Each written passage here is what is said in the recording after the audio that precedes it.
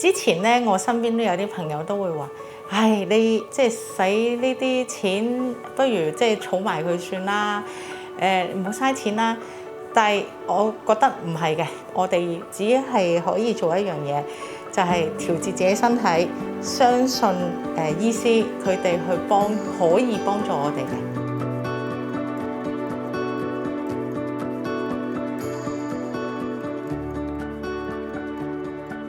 我本身咧一路咧都係有多囊卵巢症，就比較難有小朋友。後尾咧就又睇中醫啦，又睇西醫啦。呢個中醫咧就同我睇咗都3個月啦。咁佢就話不如你試下做一試管啦，就俾咗移孕嘅資料我哋。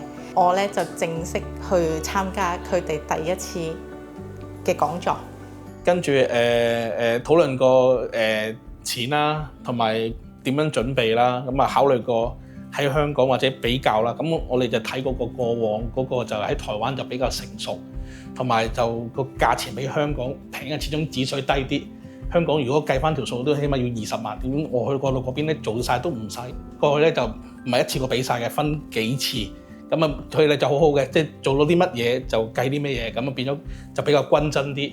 即係做人會比較會好啲咁樣，最開心就係起碼都做得到。其實阿朱醫師雖然你見佢即係好似有少少怕醜，但係咧其實佢做嘢真係好務實嘅。我哋呢啲香港人可能有啲人唔係好識普通話嘅，佢就有一個好好嘅翻譯員，靠個翻譯員咧就再大家搭個橋梁去溝通。咁咧就覺得佢係非常成熟，同埋佢每次咧都會好細心聽、了解你嘅需要，跟住會答翻啱你問嘅問題，跟住咧從而令我哋就會更加放心去做呢個試管。點知就一次就 OK 咗啦。因為之前我試過咧食，即係喺香港啦，咁就睇一啲婦科嘅診所，咁佢俾啲排卵藥我食嘅時候咧，咁食到我以為自己有咗，其實唔係。可能有機會有肺積水，咁都好危險。咁我都同阿朱醫師講，咁阿朱醫師咧就幫我調教啲藥，就令到我喺最安全嘅情況之下咧，去打排卵針啦，食排卵藥啦。我覺得佢其實都好聽病人講嘢嘅，好細心一個人嚟嘅。護士啊，上下都好貼心，佢會問你食咗嘢未？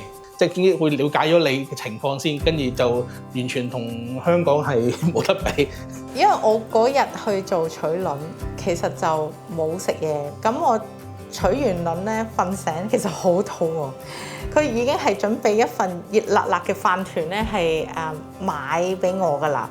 咁哇嗰刻我到而家我都記得係，我覺得好好味嘅嘢食嚟嘅，即係我覺得係好貼心咯，呢樣嘢到而家我都係會記住。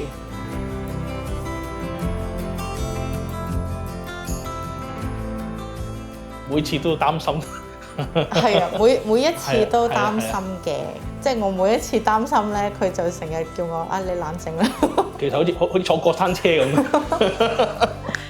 如果有朋友真係嚟即係想做試管，咁我都會介紹移孕嘅，因為我自己係用家，我真係俾咗錢去付出咗，而且係真係得到個結果嘅，我覺得係好好㗎。其實咁樣講啦，你真係事實自己係想唔想有一個家庭？你係真係想嘅，你就可以去試咯。因為我哋真係試過好多方法都係唔得，香港個壓力好大。